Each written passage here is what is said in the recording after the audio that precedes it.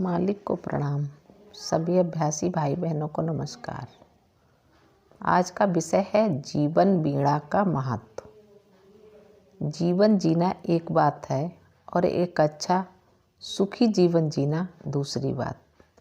तकलीफ़ों से भरी जिंदगी में खुशी के पल चुनकर जो अपने जीवन को सार्थक बनाए वही सफल है। जीवन एक वीणा की तरह है, जन्म तो मिलता है लेकिन जीवन को निर्मित करना पड़ता है। जीवन वीणा के लिए स्वर साधने पड़ते हैं। उसके चारों तरफ परम साम्य का तनाव दिया जाता है। हल्के हल्के से उन तारों को झंकृत किया जाता है, तभी उनसे कोई स्वर निकलता है एवं तभी जीवन रूपी वीणा में इतनी ताकत आती है कि उसके संपर्क में आने वाले मंत्रमुग्ध हो जाएं। जीवन में सुख दुख ईर्ष्या प्यार सब कुछ बिखरा पड़ा है। यदि इन्हें एक जगह समेटना हो तो इसके लिए कला साधक की तरह प्रयास करना पड़ता है। जीवन का सुख भौतिकता में नहीं है, जीवन का सुख तो मन की शांति में है। भौतिक सुख साधन इंसान को कुछ समय के लिए सुख दे सकते हैं, पर ये स्थायी मन की शांति के साधन नहीं है। जीवन का आनंद स्वयं पर निर्भर है। भीतरी आत्मा के संतुलन से इसमें आनंद आएगा। सुखों की ओर हाथ बढ़ाने पर सुख दौड़े चले आएंगे। सुखी तभी हुआ जा सकता है जब मन को भूत और भविष्य के बजाय वर्तमान में लगाएं और यह जान लें कि आपके भीतर ही सब कुछ दबा पड़ा है। खुद जीवन के वीणा के तारों को झंकृत कीजिए। व्यक्ति के विचार उसके व्यवहार में समाहित होते हैं। असल में नकारात्मक और सकारात्मक विचारों के पीछे मेहनत, भरोसा, उत्साह, लगन और आत्मविश्वास का हाथ होता है। सकारात्मक विचारों वाले व्यक्ति के भीतर ये बातें कूट कूट कर भरी रहती हैं, परंतु प्रश्न ये उठता है कि सकारात्मक विचार आए कहाँ से। इस प्रश्न का सीधा उत्तर है सहज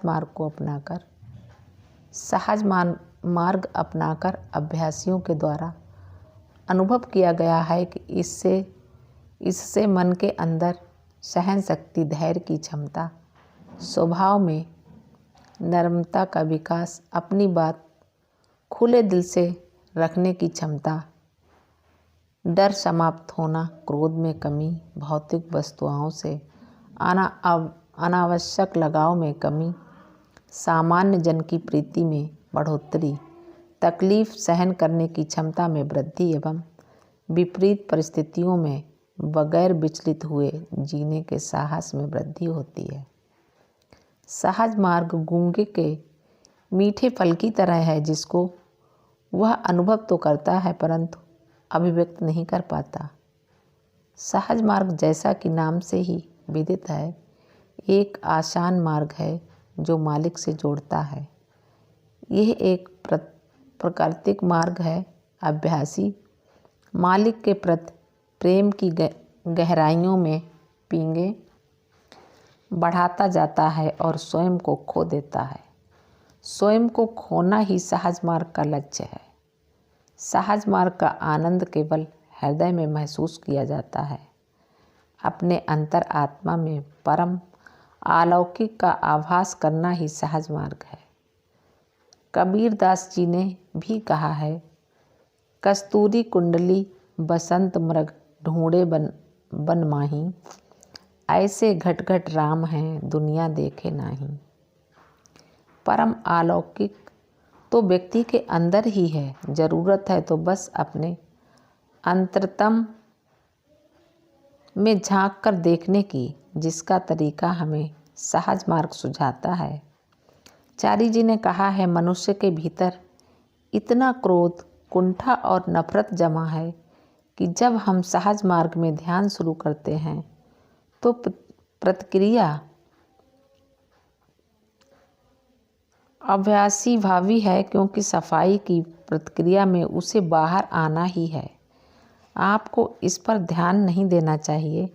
जब कभी आप क्रोध या नफरत अपने मन में उठते हुए देखें तो आपको इसे पूरी तरह अनदेखा करना चाहिए और ये चले जाएंगे। मेरा ख्याल है कि आप इस पर ध्यान देते हैं, इसलिए आप थकावट महसूस करते हैं। सफाई की प्रक्रिया सहज मार्ग की अहम प्रक्रिया है जो व्यक्ति के अंदर कलुषित और नकारात्मक विचारों एवं भावों को कम करती जाती है। वहीं पर अभ्यासी ध्यान के द्वारा सकारात्मक विचार एवं ऊर्जा अपने अंदर समाहित करता है जो उसके सारे नकारात्मक विचारों की जगह लेते जाते हैं और अभ्यासी सने सने परम आनंद की अनुभूति करने लगता है। इस तरह अभ्यासी अपनी जीवन वीणा की झंकार अपने अंतर मन में महसूस करता हुआ परम आनंद को प्राप्त करता है और उसकी जीवन शिफनी बजने लगती है। मालिक को प्रणाम। सभी अभ्यासी भाई बहनों को नमस्कार। धन्यवाद।